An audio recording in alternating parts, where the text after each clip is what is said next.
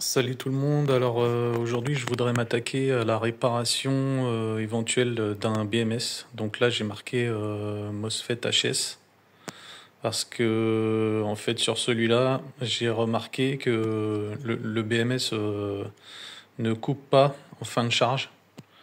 C'est un smart BMS, donc quand on active les boutons sur le logiciel pour couper la sortie, la charge ou alors la décharge, ça change rien, ça continue à charger ou le BMS continue à fonctionner. Donc je me suis dit que peut-être les MOSFET laissaient passer tout le temps le jus. Ici j'en ai un autre qui lui fonctionne. Donc déjà on va tester donc ça c'est la borne pour le chargeur et là c'est la borne de décharge et ici la borne B- où on vient brancher la batterie. Donc là B-, C- et P-, comme power, C comme charge et B comme batterie. Et donc ici, la même configuration. Actuellement, comme ils sont débranchés, normalement, il n'y a pas de continuité entre les bornes. Donc normalement, c'est un BMS où on peut charger par le port de décharge. Mais bon, là, il y a quand même deux ports. Donc il peut y avoir continuité entre ces deux-là, mais par contre pas entre ici et là ou entre là et là. Puisque là c'est l'entrée et là c'est la sortie. Donc à partir du moment où il y a continuité entre les deux, le BMS laisse passer le jus. Et du coup, s'il y a un problème, comme actuellement quand c'est débranché, il doit détecter un problème et couper le jus. Donc on va vérifier ça avec le testeur de continuité. Donc là j'ai mis mon testeur en ohm et en fonction sonnette. Donc voilà, quand on raccorde les deux ensemble, ça fait sonner le testeur. Alors pour plus de facilité, j'ai démonté la plaque. Donc il y a des petites vis au dos. Il y avait 4 petites vis à chaque angle. Et il y avait une plaque en plastique noire qui est là. Une petite feuille en plastique. Et donc la plaque en alu, donc je l'enlève. Comme ça, on a accès aux composants. Et on va pouvoir comparer entre les deux. Donc si je fais le test de continuité en amont et en aval, donc là j'ai raccordé les deux. Ici on voit qu'on n'a rien. Si je me branche ici, voilà, on n'a rien du tout. Maintenant on va faire la même chose sur celui-là. Voilà. Donc là entre la borne B-, donc la batterie et la charge, on a continuité. Donc ça veut dire qu'actuellement, même débranché, si on met le plot moins, là, le BMS va fonctionner. Et là, c'est la décharge. Donc c'est là où on raccorde le contrôleur, l'alimentation du contrôleur. Ça laisse passer aussi. Donc là, il y a un souci. C'est bien ce que je pensais. Normalement, ce sont les MOSFET qui sont là. C'est comme des transistors qui servent en quelque sorte de contact et qui ne doivent pas laisser passer le jus. Surtout comme ça, débranché, quoi. Il n'y a aucune raison que le jus puisse passer. Du coup, ce que je vais faire, je vais essayer de mesurer la valeur ohmique, puisque bon, j'ai pas grand chose d'autre pour mesurer. Entre les pattes ici, on va essayer de zoomer.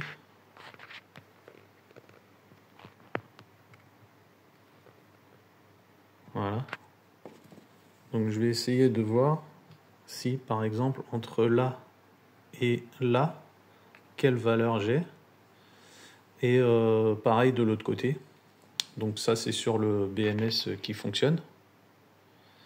Et ensuite, on va voir sur celui-là ce qu'on a aussi. Alors là, je vais mesurer donc entre B- et alors On va mettre la lumière comme ça on voit mieux. Donc entre B- et les pattes des MOSFET. Alors ici, sur la première patte, je mesure quoi là?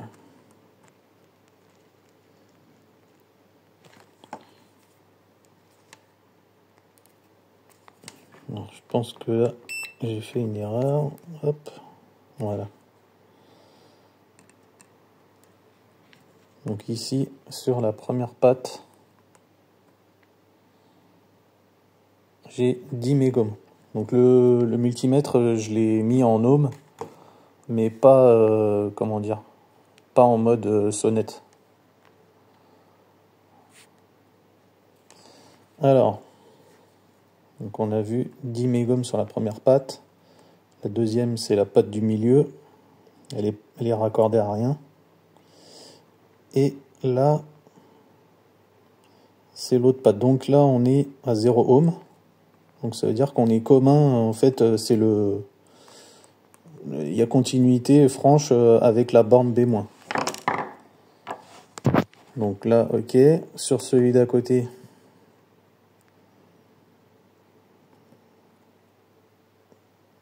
j'ai la même chose. Donc la patte du milieu, on s'en fout. Et celle-là, continuité complète. Là, j'ai combien? Normalement, je devrais avoir la même chose, voilà. 10. Et là, 0 ohm. Ok. Donc là, on a 10 kilo ohm. Ou non, 10 mégohm, j'ai dit. On va remesurer, ouais. 10 mégohm. Donc sur cette patte-là, 10 mégohm. Et sur celle-là, 0 ohm. Donc ça, c'est côté entrée. Maintenant, on va mesurer côté sortie.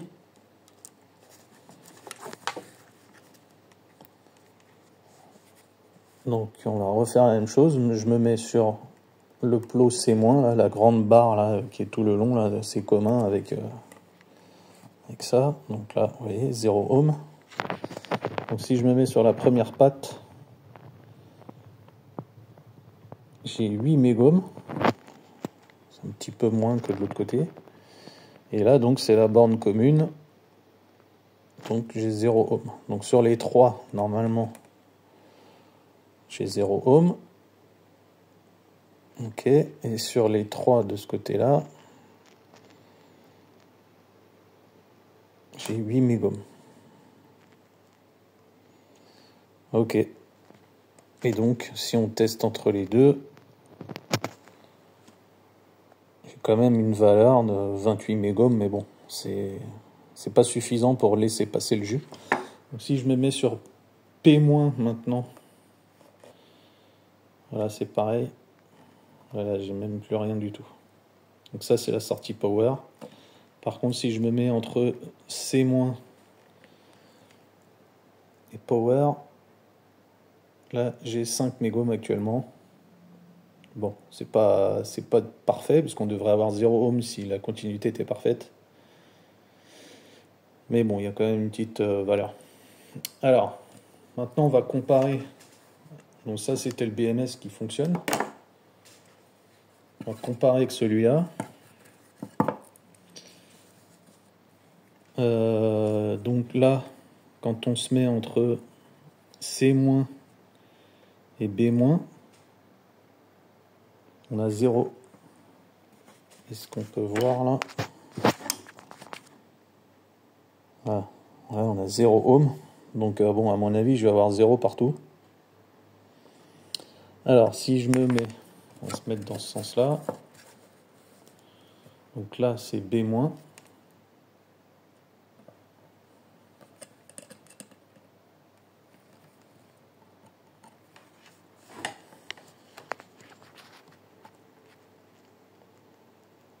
0 ohm sur la première patte. 0 ohm sur l'autre. si je me mets sur celle qui est en l'air au milieu, j'ai quoi? 0. Donc là, 0, 0, 0. Pareil. Donc là, tout est à la masse. Donc on peut pas vérifier. On ne peut pas savoir s'il y en a un qui pose problème. De ce côté-là, donc côté sortie, on va faire pareil. Alors, un petit peu de 0, 0.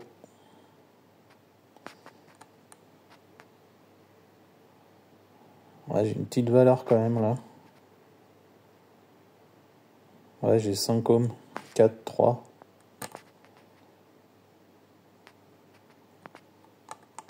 Ça doit être la borne commune. Par contre, sur la patte de gauche, j'ai une petite valeur ohmique. Donc j'ai l'impression que c'est plutôt du côté des entrées, où ils sont vraiment à 0. Et alors si je mesure la continuité entre les deux pattes, bah ouais, du coup c'est pareil, je vais avoir entre 4 et 6 ohms. Donc ceux-là, ils sont pas à 0, c'est quand même 4-5 ohms, le jus passe bien quand même. Et si je mesure par rapport à P-, normalement c'est pareil, hein.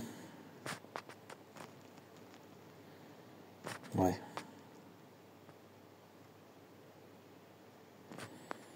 Ok. Donc là, pour essayer d'isoler et de commencer à dépanner, ce que je vais faire, c'est que je vais dessouder les pattes qui sont de ce côté-là et les tester au fur et à mesure pour voir s'il y en a une qui pose problème. Donc là, je sais que la borne commune, a priori, c'est celle-là, donc j'ai pas besoin de la dessouder, puisque de toute façon, elle est en continuité avec B, B-. Par contre, de l'autre côté, normalement, je devrais avoir une valeur ohmique. Donc je vais dessouder les 3 pattes de ce côté-là, et voir si à un moment donné, peut-être, parce que s'il y en a un seul des 3 qui est fermé, je pense que ça fait continuité partout et du coup ça fausse la mesure, je mesure 0 ohm partout. Donc je vais faire un par un, les dessouder, mesurer et voir.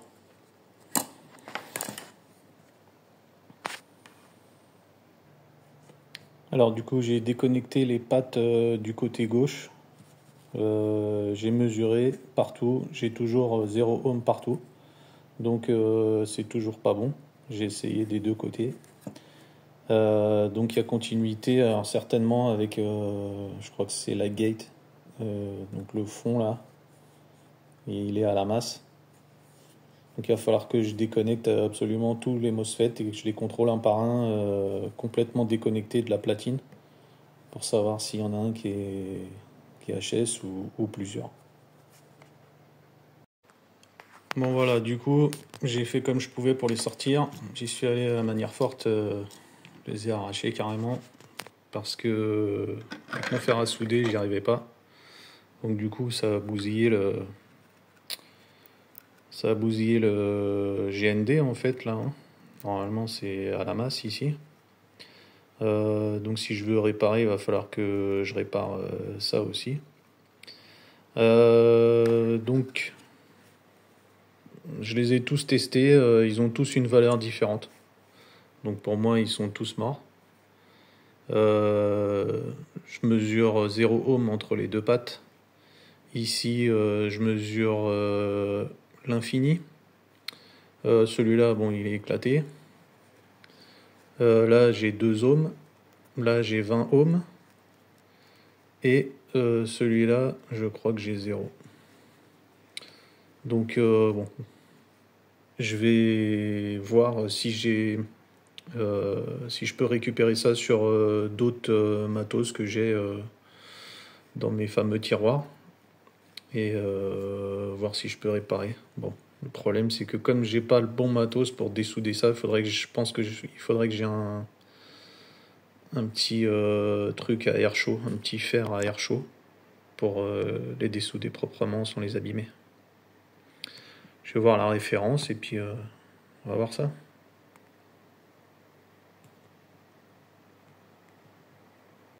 Alors, apparemment, c'est 145. 145 N08A HSD 89A 105 ou 106. 106. Bon, je vais chercher sur internet ou sur ce que j'ai en stock. Alors voilà, j'ai remis un petit peu d'étain où je pouvais. Là, normalement, ici, il n'y a pas de MOSFET à cet endroit-là. J'ai remarqué que tout était commun, y compris le P-. Par contre, c'est pas un GND, donc c'est pas commun avec B-, ni avec C-. Là, j'ai un morceau de scotch aluminium, donc je vais le découper, je vais faire un rectangle et je vais le coller ici. Donc l'alu, c'est pas génial, mais bon, c'est tout ce que je peux mettre. Faudrait peut-être mettre une feuille de cuivre, mais bon, j'ai pas ça sous la main. Donc je vais essayer avec de l'alu, c'est quand même conducteur. Donc on verra bien. Donc, ça aurait peut-être été bien un petit morceau de zinc comme on met sur les batteries. Je vais peut-être faire ça d'ailleurs. Je vais aller voir si j'en ai. Souder ça là, comme ça, la petite platine de zinc là, ce serait peut-être mieux. Pas du zinc, du nickel, n'importe quoi. Le zinc c'est pour la toiture. Rien à voir. Alors ici j'ai un ancien BMS 16S, donc c'est pas un Smart, c'est un normal. Je crois que je m'en servais plus parce qu'il était HS. Mais je sais pas, enfin bon, je vais essayer de voir si les MOSFET sont ok et si ça peut correspondre à la référence que j'avais. Moi j'ai vu que c'était des 80 volts 145 ampères. Sur internet j'en ai trouvé, si j'en achète un lot de 10 Infineon, ça me revient à 38 €. Sur AliExpress, ça me revient à 13 € en prenant exactement les mêmes que d'origine. Je vais voir ce qu'il y a là-dedans. Alors voilà, j'ai enlevé la plaque d'alu. Là, on peut voir le petit Clixon. En fait, c'est une sonde. C'est juste un bilame, un contact qui réagit à la température. Alors, on va essayer de voir la référence. C'est des KNB 3308A. Je vais aller voir sur internet à quoi ça correspond. KNB 3308A. Alors selon la datasheet, ça a l'air d'être des 80 volts 120 ampères. On voit la résistance de 65 milliohms ou 6,5 même milliohms. Ce que j'avais vu, c'est par exemple les Infineon qui coûtent quand même beaucoup plus cher que les références chinoises. Par contre, c'est 1,7 milliohms, donc beaucoup moins.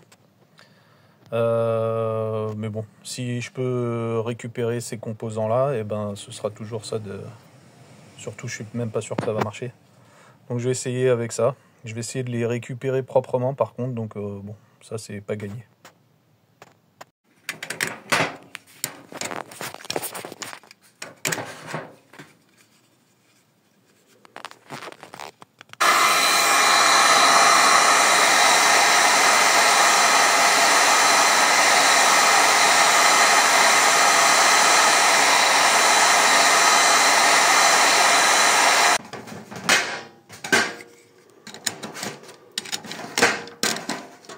Bon, voilà, ça part tout seul. Après, j'espère que je les ai pas bousillés. On verra bien. De toute façon, j'ai un bon paquet là.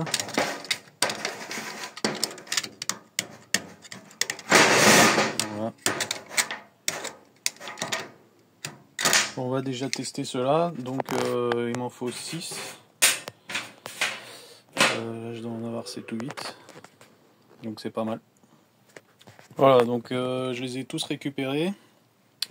Je vais quand même mesurer ce que ça donne là, parce que bon, je sais pas si la valeur ohmique servira à quelque chose, mais donc on verra. En tout cas, des capeurs thermiques, ça permet de les enlever. Après, je sais pas dans quel état ils vont être.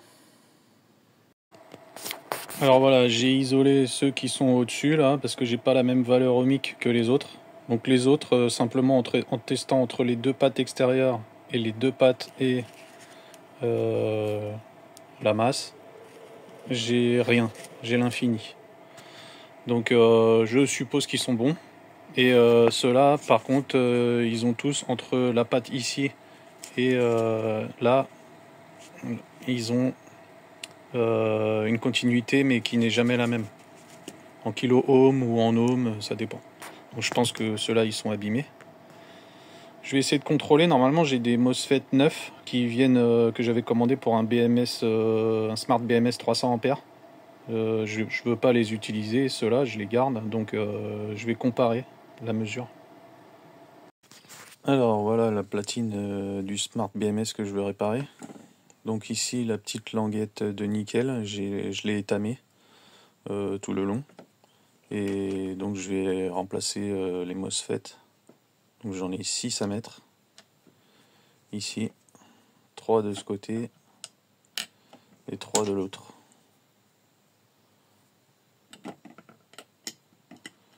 Donc je vais essayer de souder tout ça.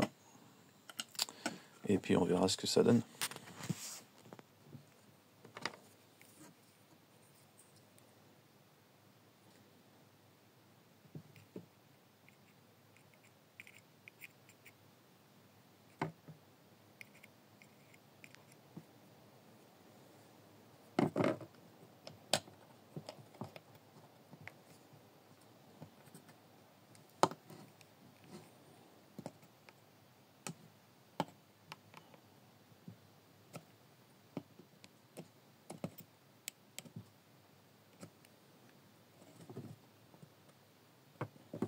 Bon, là il est juste collé, on va dire. Je vais essayer de les mettre tous en place. Et puis je remettrai un petit peu d'étain sur les pattes.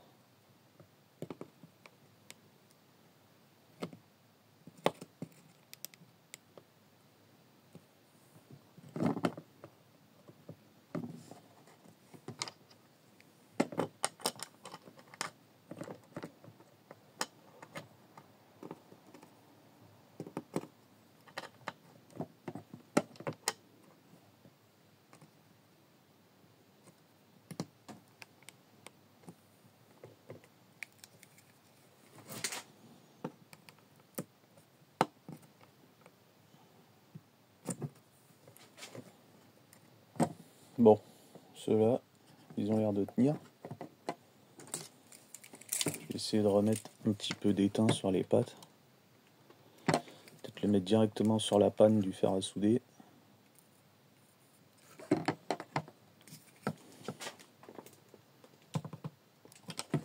Ah ouais, ça chauffe trop là. Donc il y a des petites résistances entre les pattes là, j'espère ne pas les bousiller.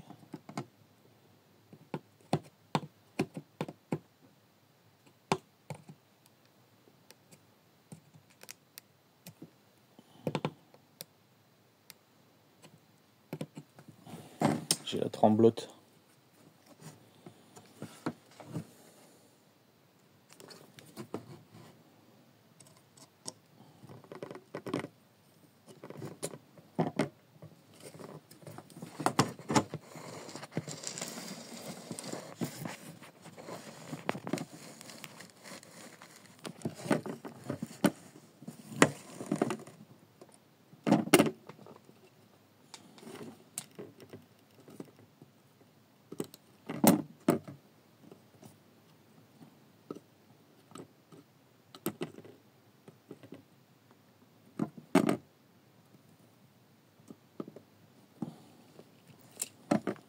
lui il est pas collé.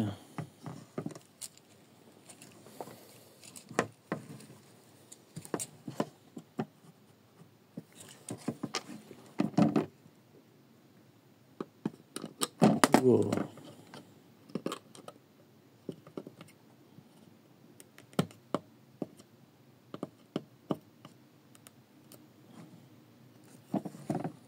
Bon, ça a l'air de tenir. On va essayer de faire les 3 autres. Hein.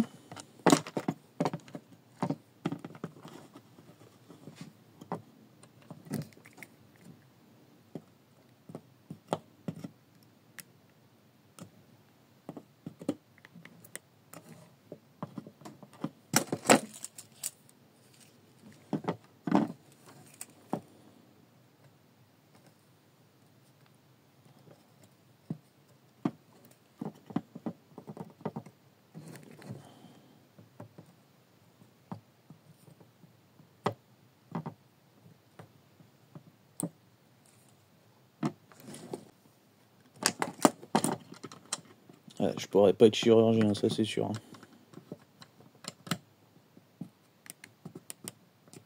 Bon, ça a l'air de tenir. Alors, par contre, maintenant, il faudrait que j'arrive à chauffer pour faire tenir à ce niveau-là, là, sur la masse. Après, je suis pas sûr d'y arriver comme ça. Avec le décapeur thermique, je sais pas trop. J'ai peur de faire chauffer les autres composants. Donc, je crois qu'il n'y a pas trop le choix. Si je chauffe à l'envers de ce côté-là, je suis pas sûr que j'arrive à chauffer ma petite languette parce que là ça fait quand même beaucoup d'épaisseur du coup. Donc bon, je vais chauffer comme ça et puis on verra en essayant de pas faire bouger les composants. Et puis de toute façon là les pattes sont soudées donc normalement ça devrait déjà fonctionner. C'est juste la masse à ce niveau-là qui doit pas être bien passante.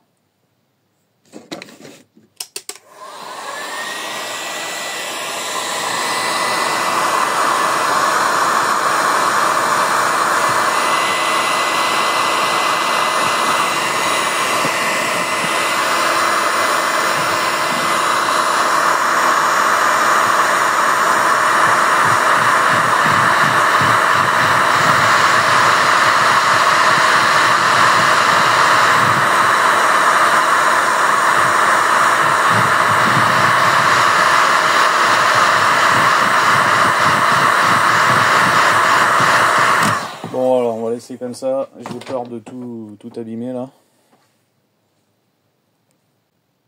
Alors du coup je vais refaire une petite mesure ohmique. Alors ici c'est B-, donc c'est le moins de la batterie qui arrive sur cette borne là. Et ça normalement c'est connecté directement, donc 0 ohm.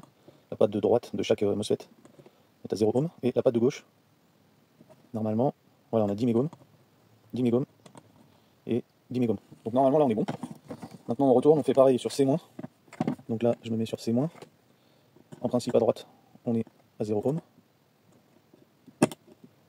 Et à gauche on devrait être à 10 mégohms, j'espère. Ah, j'ai pas la même valeur. Là j'ai 4 mégohms. Alors bon je pense que ça dépend du circuit hein, puisque là tout est connecté. Donc en tout cas je suis pas complètement à 0 ohm comme c'était avant. Et maintenant on va mesurer entre B- et C-. J'ai 13 mégohms. Donc ça veut dire que le courant normalement a du mal à passer quand même. Et entre P- et B-, je suis à 0,5 mégohms. Ok, ça fait 500 kOhms. Et entre C- et P-, j'ai 33, ouais ça monte. Je vais arriver à 40 mégohms, voilà, je suis à l'infini. Bon, ok, donc là, si au niveau logiciel, le BMS fonctionne encore, avec tout ce que je lui ai fait subir là, peut-être que les MOSFET devraient fonctionner. J'ai peut-être une batterie à tester. Le Smart BMS que j'ai utilisé pour contrôler les valeurs ohmiques des MOSFET, pour avoir un comparatif, venait de la batterie, d'une des batteries de ma tuk-tuk. Élément de batterie de Zoé à la base.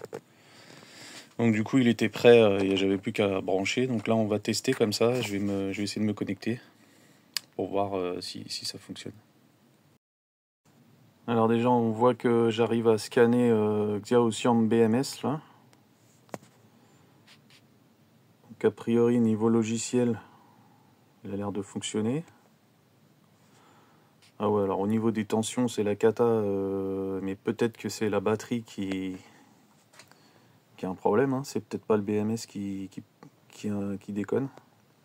Ça fait des années que j'ai pas contrôlé la tension de cette batterie. Bon, en tout cas, ça a l'air de fonctionner. Alors je vois cellule overvolt, undervolt et pack undervolt. Et on voit que la sortie décharge est déconnectée. Bon, actuellement, j'ai raccordé uniquement la nappe. J'ai pas raccordé le moins sur le moins de la batterie. Donc le B- n'est pas connecté. Peut-être aussi que ça pose problème au niveau de la mesure. Voilà, là j'ai connecté B- sur le BMS, donc on voit que là les valeurs sont bonnes. Ça me rassure, ma batterie n'est pas foutue. Bon, j'ai les erreurs température là, puisque les sondes ne sont pas connectées. Alors ce que je vais faire, c'est que là on voit que l'entrée et la sortie sont activées. Donc normalement, si je mesure entre B- et C-, je devrais avoir la continuité. Donc on va faire le test tout de suite. Alors, je me suis mis en mode sonnette sur mon détecteur. Donc si je touche les deux, ça sonne. Ça veut dire qu'il y a continuité. Donc là, je me mets sur B- et là sur C-. Ok. Alors, dans le logiciel, je vais désactiver la décharge. Ok. Donc là, on voit bien écrit Fait Software Locked. Donc normalement, là, c'est entre B- et P-, puisque c'est la décharge. Voilà. Alors, on va remettre la vidéo parce que sinon on voit rien. Donc là, si je mesure ici entre B- et P-, j'ai pas de continuité. Alors que si je les touche ensemble, donc mon testeur fonctionne. Voilà. Là, même si je me mets à la masse des MOSFET directement, là, j'ai rien puisque tout est. Alors si je teste entre la borne de charge C- et B-, on va tester.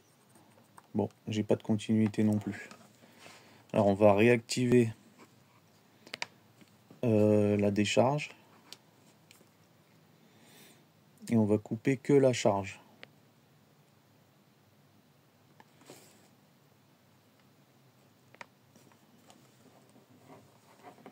Alors B-, P-. Donc là, je peux me servir du BMS pour rouler. Normalement, voilà, je peux pas charger. Donc là, j'ai interdit la charge. Donc ça veut dire qu'au niveau logiciel, quand on coupe la décharge, on coupe aussi la charge.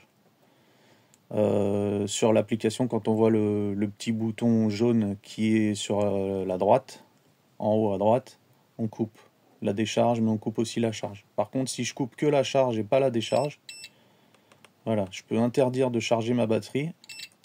Par contre, je peux me servir de mon vélo. Bon, bah c'est super, les MOSFET ont l'air de fonctionner. Donc je vais réactiver s'il veut bien se connecter. Ok.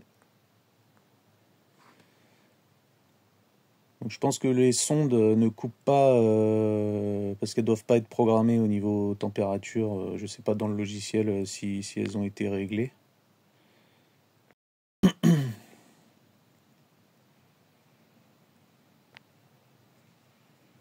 Voilà, elles sont complètement désactivées.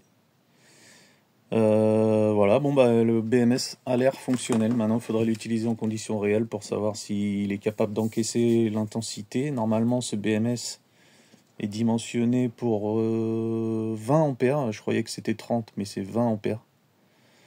Donc voilà, normalement, il est capable d'alimenter une batterie de vélo standard de 20 ampères.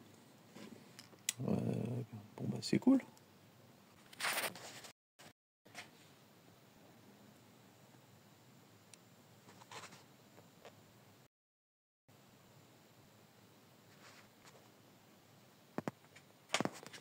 Ça, c'est normalement la tête qu'il a quand il est remonté. Donc je vais effacer ce que j'avais écrit là, MOSFET HS, et puis je vais remonter les plaques pour qu'ils soient propres quoi. Alors, les vis sont là. Donc là sur la plaque, il y a un petit morceau de pâte blanche. Je pense qu'il est censé faire contact. Donc ici sur le dessus, ça reprend l'empreinte des MOSFET. Et en dessous ici, il y a une petite feuille prédécoupée en plastique. Voilà, il y a juste les 4 vis à remettre.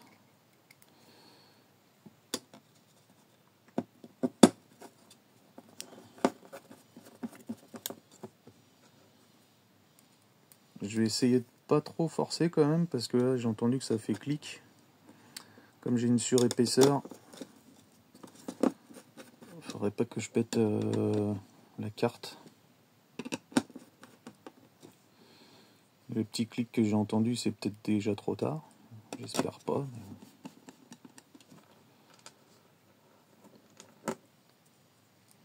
Je pense pas quand même.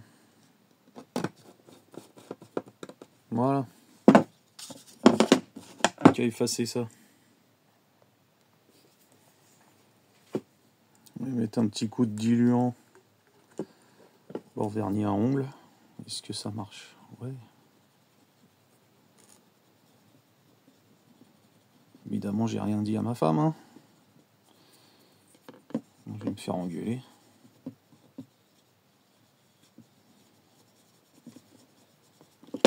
Voilà.